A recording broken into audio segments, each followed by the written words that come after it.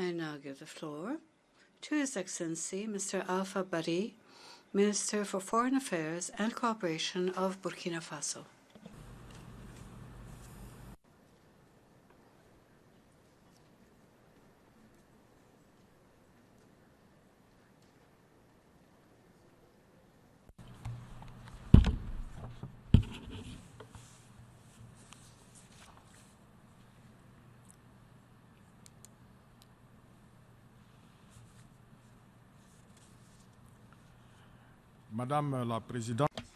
Madam President, Mr. Secretary General of the United Nations, ladies and gentlemen, heads of delegation, distinguished delegates, ladies and gentlemen. Madam President, since the creation of our organization 73 years ago, you were the fourth woman to be elected President of the General Assembly, and the second in the last 50 years.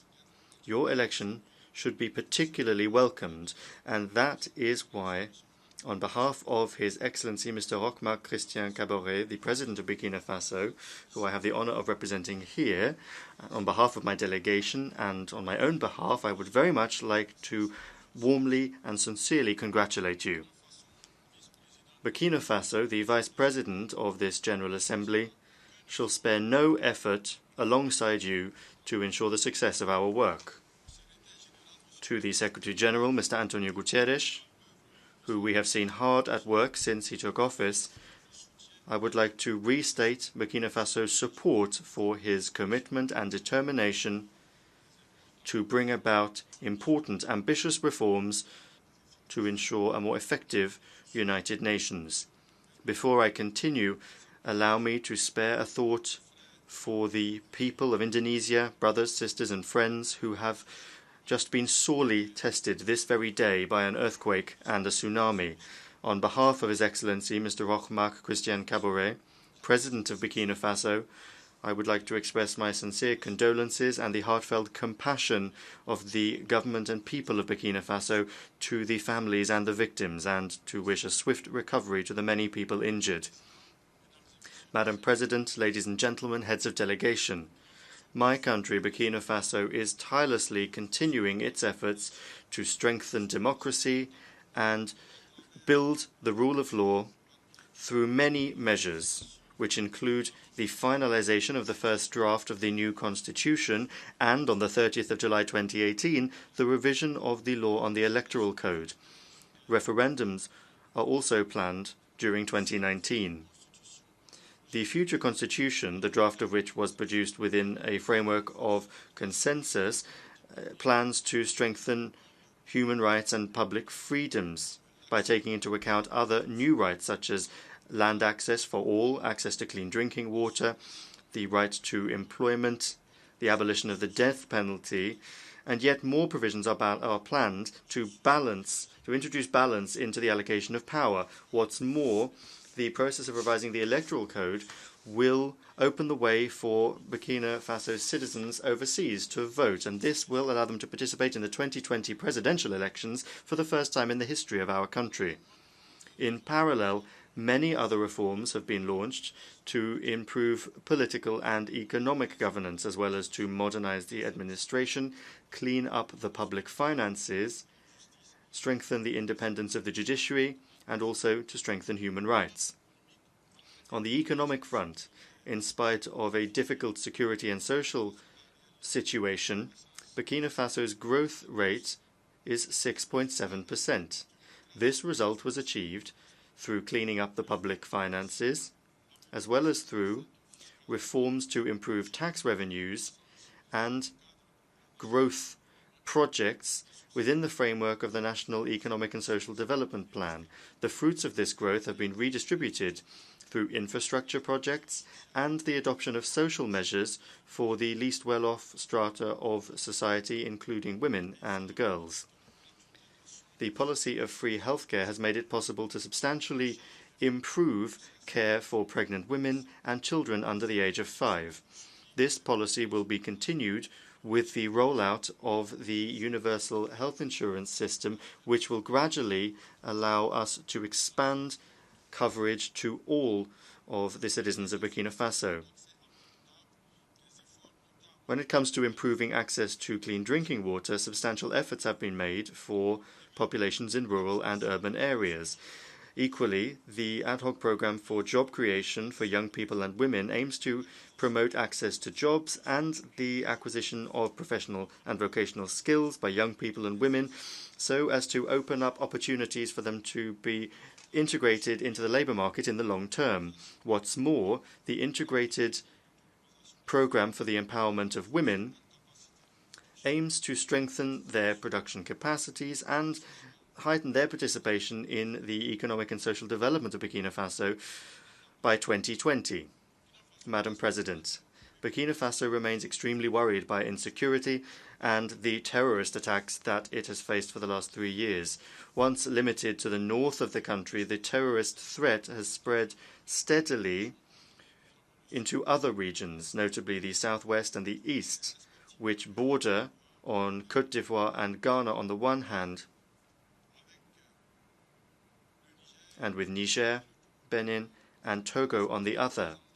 In 3 years, 229 people, civilians, militaries, and paramilitary people, have been killed by armed terrorist groups. In the face of this worrying situation, the government is mobilizing all of its human, financial, military, non-military, and material resources to combat this terrible threat and to ensure the security of the population. Unfortunately, these lawless and conscionable people that we are faced with stop at nothing to sow tragedy and terror. Their new modus operandi is the use of improvised explosive devices. By way of an example, this week alone, they have blown up 2 vehicles using these IEDs, killing 14 members of the Defense and Security Forces that were participating in security operations in the interior of the country. As well as attacking the symbols of the state, namely the Defense and Security Forces, the terrorists are also targeting civilians, schoolchildren and teachers. In 2018, more than 520 schools were closed, which means nearly 56,000 pupils were deprived of their right to education due to the terrorist threat. By targeting schools, the armed terrorist groups are targeting the education system, that is to say, those who are countering the diffusion, the spread of their ideas and their way of life, because they know that a well-educated person is harder to manipulate than a person without education. But far from losing heart, these attacks are strengthening our unity, our solidarity, and our determination to defend the values that underpin our country, Burkina Faso, that is to say, the republic, democracy, secularism, and social cohesion. In the fight against terrorism, one thing is unanimously acknowledged: no country can combat this threat alone.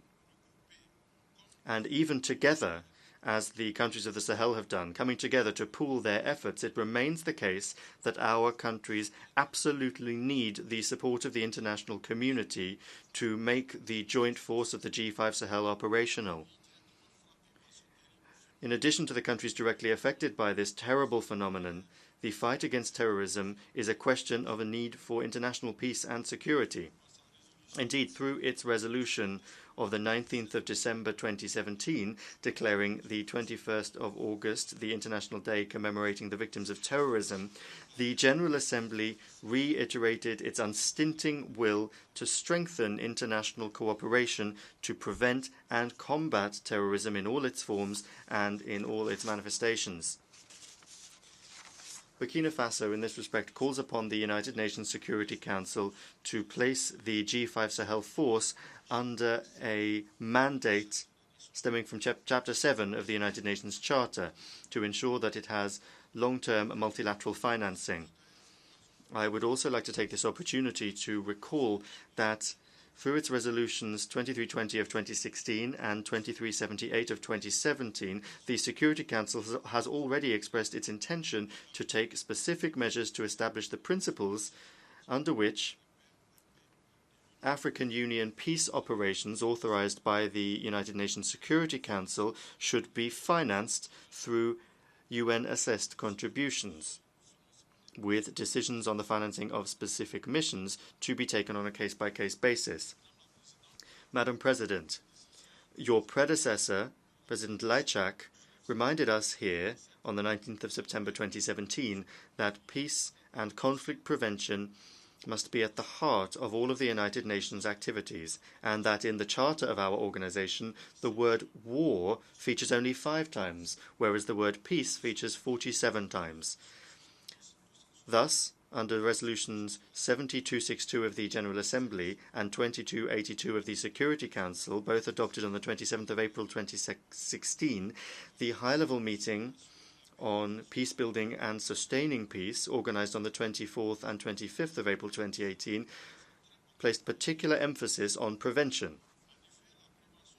Indeed, prevention is at the heart of peace building and sustaining peace, and it should therefore be a primary objective both for states and for the United Nations. Peace building and sustaining peace are a primary responsibility of national governments, which must determine the priorities and strategies needed whilst involving every strata of society, because in order to build peace, we must address the root causes of conflict, that is to say, poverty, exclusion, discrimination, or indeed the effects of climate change. That is why the government of Burkina Faso launched the emergency program for the Sahel, Burkina Sahel, for the period 2017 to 2020, as a holistic response to the dual socio-economic and security challenge through the implementation of socio-economic infrastructure projects and the establishment of basic social services, as well as promoting production and processing activities as sources of revenue for the people living in the north of our country. Peace-building and sustaining peace initiatives can only be successful if they enjoy sufficient, predictable, long-term, consistent financing by involving multilateral and bilateral partners as well as the private sector. And Burkina Faso welcomes and applauds the support it enjoys from the United Nations system and the European Union when it comes to implementing this emergency program. Madam President, ladies and gentlemen, the purposes and principles of the United Nations Charter aim to achieve a world of peace, justice, solidarity, and social well-being for all on a planet that is not threatened by climate change. The support that many countries such as Burkina Faso enjoy from the United Nations system to achieve development and thus achieve the Sustainable Development Goals is to be applauded and is sincerely appreciated. That is why our country welcomes the unanimous adoption of the resolution on the repositioning of the UN, which stipulates the reinvigoration of the role of the resident coordinator system. We support the support given to countries of the Sahel through the United Nations Support Plan for the Sahel. This plan, which covers the period 2018 to 2030, will make it possible to improve coordination and strengthen collaboration with partners in the region's partners, and will help to implement the priorities identified for implementing the 2030 Sustainable Development Agenda and the 2063 Agenda of the African Union. Madam President, now more than ever we must defend and encourage multilateralism. This is our conviction in Burkina Faso, and this must be a vision that is shared by all, a vision of a world of greater openness and solidarity. And it is in the name of this international solidarity that Burkina Faso is involved in 6 peacekeeping operations with more than 2,000 personnel. This makes our country a major actor in United Nations peacekeeping operations. We are also one of the rare countries, or indeed one of the 3 countries, that still has a military contingent in Guinea-Bissau, which is responsible for the security of the Republic's institutions in that country. Burkina Faso is the largest troop contributing country to MINUSMA in neighboring Mali, and the largest contributing country of the UN for correctional officers. And here, currently for a year, following Canada, Burkina Faso holds the chairmanship of the group of friends of the correction officer component of the UN peacekeeping missions. The credibility and effectiveness of the UN also depends on its ability to prevent and manage crises and to promote international peace and security.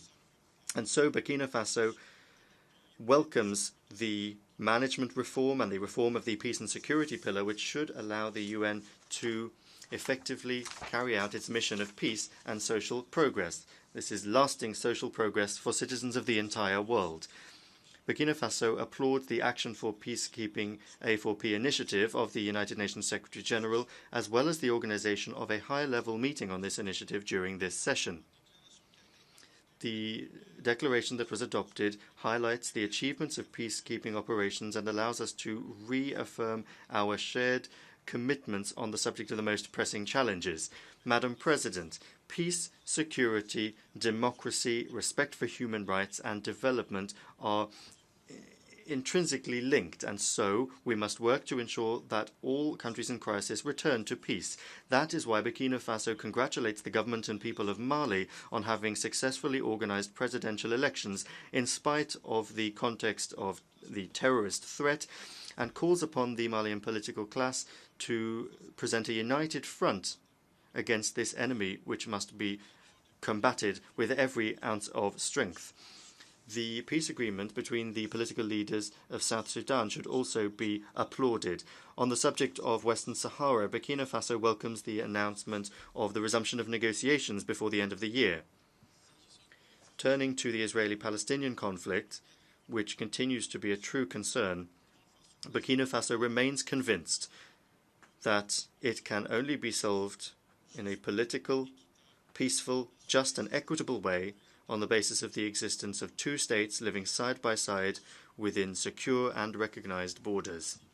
In Asia, the dialogue that has been begun between the two Koreas is a good sign that should be encouraged and supported by the international community. Burkina Faso actively supports this dialogue between the two Koreas.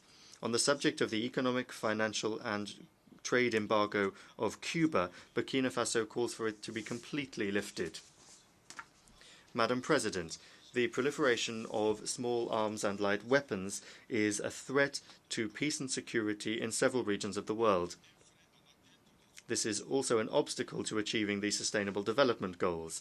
That is why my country welcomes the inclusion in June 2018 of ammunition in the final document, the outcome document of the Third United Nations Conference to review progress made in implementing the Programme of Action to prevent, combat and eradicate the illicit trade in small arms and light weapons in all its aspects.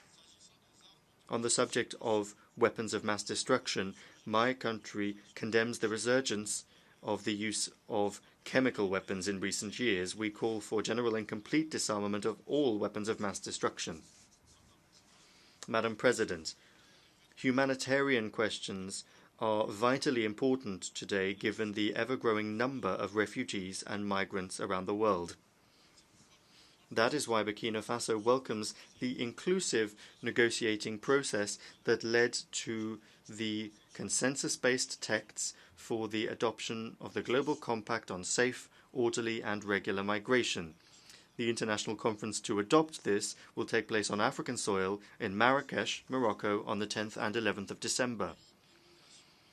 A country of immigration with at least 4 million citizens living abroad and with nearly 25,000 refugees living on its territory, Burkina Faso plans to actively participate in the adoption of the two global compacts, one on safe, regular and orderly migration and the other on refugees. This will lead not only to the establishment of true governance of migration around the world, but will also bring about better protection for refugees and migrants. What's more, Burkina Faso welcomes the organization on the margins of the work of the 73rd session of the General Assembly of high-level events on subjects such as tuberculosis and non-communicable diseases. There is no doubt that the recommendations from these two events will help to improve care for these diseases, which have a negative impact on people's lives. Intergovernmental negotiations on Security Council reform have been continuing for more than 20 years with 13 rounds of negotiations, but no comprehensive, satisfactory solution has emerged, even though the vast majority of member states agree on the principle of a Security Council that is more representative, better adapted to contemporary realities, and better able to rapidly respond to crises. With this support from the majority of member states, we now need to move towards text-based negotiations, which is the only way to be sure that we are moving towards a real consensus-based solution. This reform of the Security Council is something that we desperately want because it will remedy an injustice done to Africa, Africa which deserves its place within the Security Council. Although it is true that all of the themes of our General Assemblies raise very many questions, the theme of this year, making the United Nations relevant to all, global leadership and shared responsibilities for peaceful, equitable and sustainable societies, this theme is one that is particularly relevant. The implementation of this theme will also involve the appropriate, proper representation of all member states in the bodies of our organization. That is why Burkina Faso calls for everybody to support the candidacy of Mr. Brahima Sanu into the position of Deputy Secretary General of the International Telecommunications Union during the elections planned during the Plenipotentiary Conference of the ITU, which will take place from the 29th of October to the 16th of November 2018 in the United Arab Emirates. Madam President, ladies and gentlemen, in spite of its 73 years, our organization must continue to work to strengthen and continue to convince people of its relevance and its importance for them. Building an equitable world in a peaceful and healthy environment is a shared long-term undertaking and one that is all of our responsibility. So let us have confidence in our organization, which is the only framework that allows us to remain united in robust action that can create greater hope for the peoples of the world. That was the work of a great man, a worthy son of Africa, who stood at the helm of our shared organization, and to whom I pay a much-deserved tribute. I am, of course, talking about Mr. Kofi Annan. Thank you.